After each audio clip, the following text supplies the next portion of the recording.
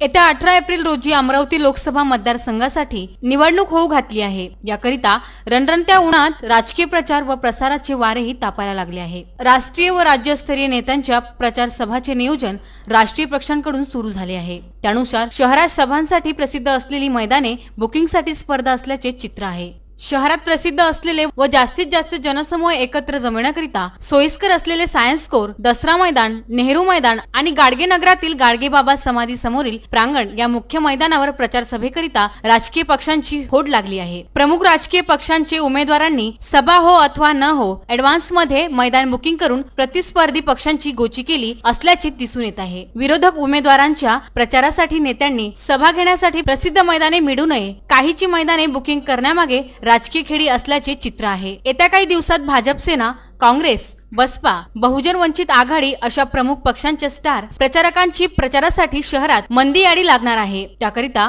मनपाचे प्रारंग, शाळा, कॉलेज, मैदाने, खुल्या जागा सुद्धा बुकिंग करण्याची उमेदवारांची धावपळ दिसून येत आहे। 10 ते 12,000 रुपये शुल्क आकारून मैदाने बुकिंग केली जात आहेत। आजपर्यंत सायन्स कोर मैदान वंचित बहुजन आघाडीने दिनांक 6 ते 7 एप्रिल, बहुजन मुक्ती मोर्चा 9 ते 10 एप्रिल, युवा स्वाभिमान पार्टी 13 व 14 एप्रिल, तर राष्ट्रवादी काँग्रेस 15 व 16 एप्रिल पर्यंत बुकिंग आहे। तर अकॅडमी ग्राउंड, बाबासाहेब आंबेडकर प्रतिष्ठान 8 व 9 एप्रिल, तर युवा स्वाभिमान पार्टीने 15 व 16 एप्रिलला बुकिंग केले आहे। Bureau report, VCN news, Amravati.